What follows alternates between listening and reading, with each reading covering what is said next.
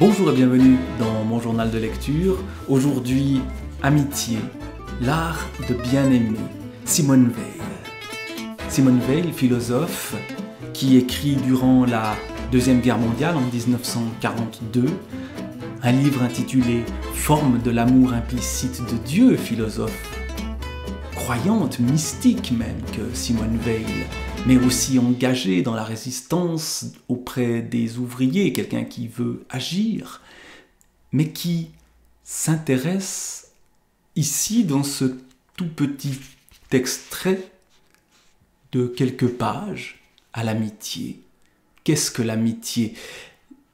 Cette forme d'amour qui n'est pas la forme de l'amour charnel, ni la forme de l'amour divin.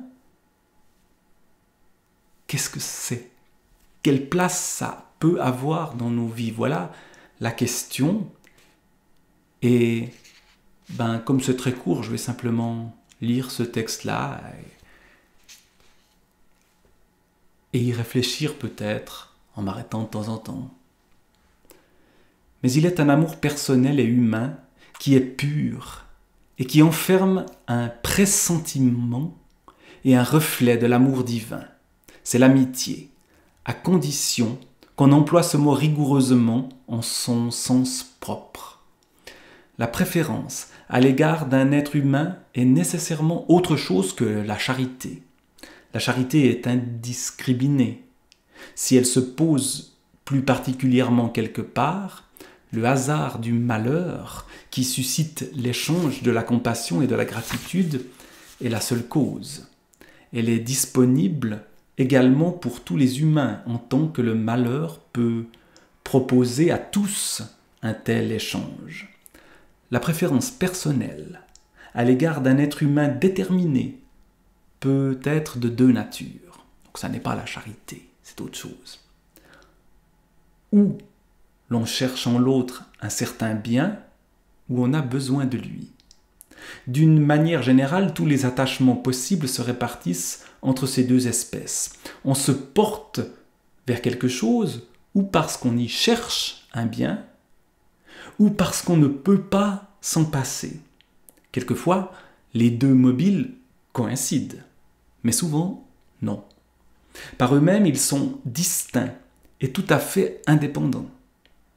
On mange de la nourriture répugnante si on n'en a pas d'autre, parce qu'on ne peut pas faire autrement. Un homme modérément gourmand recherche les bonnes choses, mais s'en passe facilement. Si on manque d'air, on étouffe. On se débat pour en trouver, non parce qu'on en attend un bien, mais parce qu'on en a besoin. On va respirer le souffle de la mer, sans être poussé par aucune nécessité, parce que cela plaît.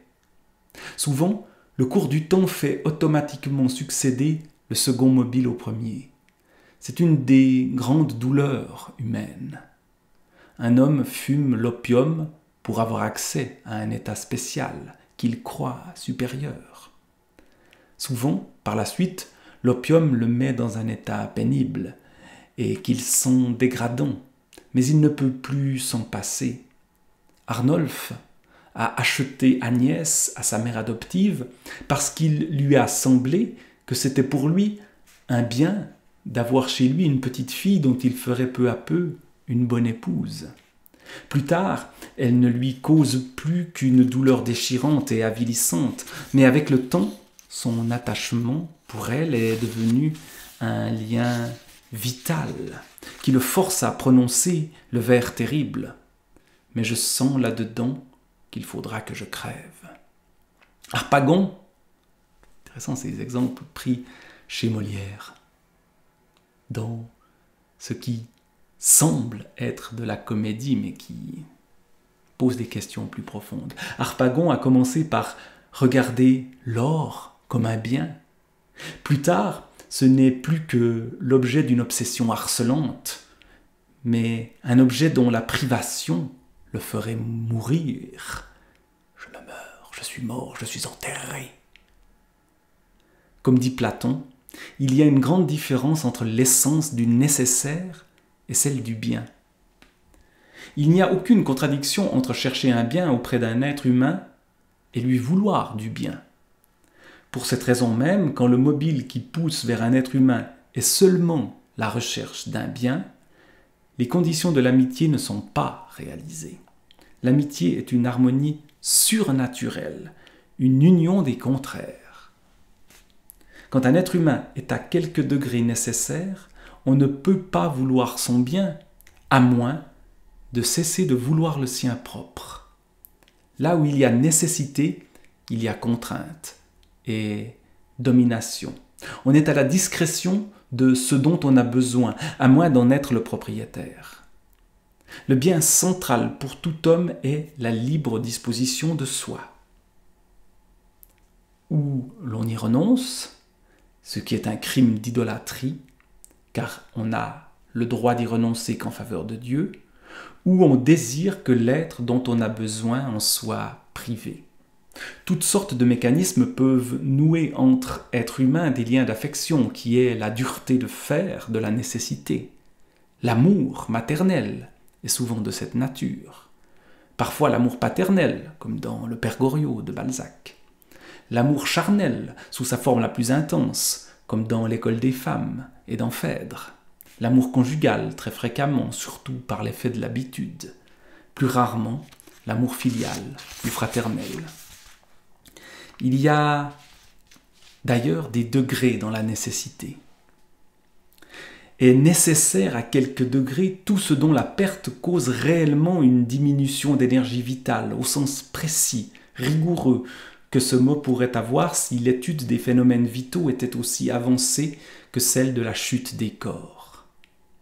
Au degré extrême de la nécessité, la privation entraîne la mort. C'est le cas quand toute l'énergie vitale d'un être est liée à un autre par un attachement. Au degré moindre, la privation entraîne un amoindrissement plus ou moins considérable. C'est ainsi que la privation totale de nourriture entraîne la mort, au lieu que la privation partielle entraîne seulement un amoindrissement. Là, je crois que Simone Weil parle d'expérience. Elle se privait elle-même de nourriture à un certain moment. Néanmoins, on regarde comme nécessaire toute la quantité de nourriture en deçà de laquelle un être humain est amoindri. Je passe quelques pages pour en venir à l'amitié. Véritablement, entre cette idée de nécessité et de bien, est-ce qu'on doit renoncer au bien de soi, au bien de l'autre dans l'amitié? Est-ce qu'on doit au contraire se sacrifier? Le sens du sacrifice, voilà aussi quelque chose qui est présent chez Simone Weil dans sa vie. Voilà sa définition de l'amitié. Quand un être humain est attaché à un autre par un lien d'affection enfermant à un degré quelconque la nécessité, il est impossible qu'il souhaite la conservation de l'autonomie à la fois en lui-même et dans l'autre. Impossible en vertu du mécanisme de la nature, mais possible par l'intervention miraculeuse du surnaturel. Ce miracle, c'est l'amitié. L'amitié est une égalité faite d'harmonie, disaient les pythagoriciens. Il y a harmonie parce qu'il y a unité surnaturelle entre deux contraires qui sont la nécessité et la liberté. Ces deux contraires que Dieu a combinés en créant le monde et les hommes. Alors évidemment, il y a un fond religieux auquel on n'est pas obligé d'adhérer, mais cette idée de concilier, de trouver l'harmonie entre ces deux contraires que sont la nécessité et la liberté de l'autre et la nécessité que l'autre soit là, voilà quelque chose d'essentiel, effectivement. Dans l'amitié, il y a égalité, parce qu'on désire la conservation de la faculté de libre consentement en soi-même et chez l'autre. Quand quelqu'un désire se subordonner à un être humain ou accepte de se subordonner à lui, il n'y a pas trace d'amitié. L'amitié, par définition, est égale. C'est une forme d'égalité. Le Pylade de Racine n'est pas l'ami d'Oreste. Il n'y a pas d'amitié dans l'inégalité. Une certaine réciprocité est essentielle à l'amitié. Si d'un des deux côtés toute bienveillance est entièrement absente, l'autre doit supprimer l'affection en lui-même par respect pour le libre consentement auquel il ne doit pas désirer porter atteinte. Si d'un des deux côtés il n'y a pas respect pour l'autonomie de l'autre, celui-ci doit couper le lien par respect de soi-même. De même, celui qui accepte de s'asservir ne peut pas obtenir l'amitié. Mais la nécessité enfermée dans le lien d'affection peut n'exister que d'un côté. Et en ce cas, il n'y a amitié que d'un côté, si on prend le mot en un sens tout à fait précis et rigoureux.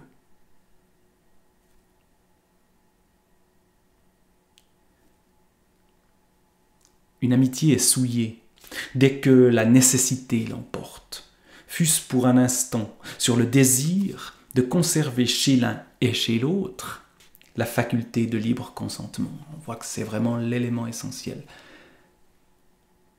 La liberté des deux dans l'amitié.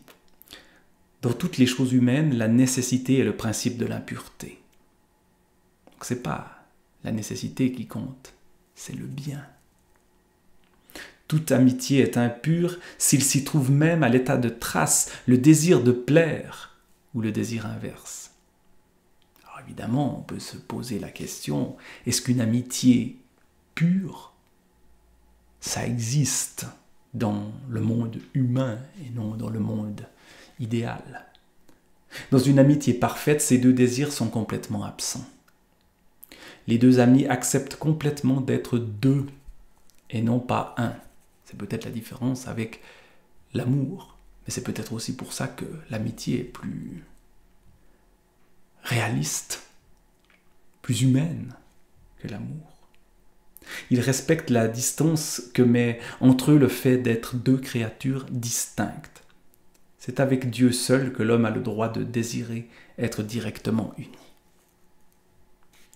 L'amitié est le miracle par lequel un être humain accepte de regarder à distance et sans s'approcher l'être même qui lui est nécessaire comme une nourriture. Voilà peut-être ce sur quoi je vais m'arrêter. Il y a encore quelques pages dans ce petit texte, mais l'amitié, déjà, cette idée que c'est un miracle, c'est une relation miraculeuse, l'amitié, par lequel un être humain accepte de regarder à distance et sans s'approcher. Et c'est très difficile de ne pas s'approcher. L'être même qui lui est nécessaire comme une nourriture. L'art de bien aimer. Voilà ce qu'est l'amitié pour Simone Weil.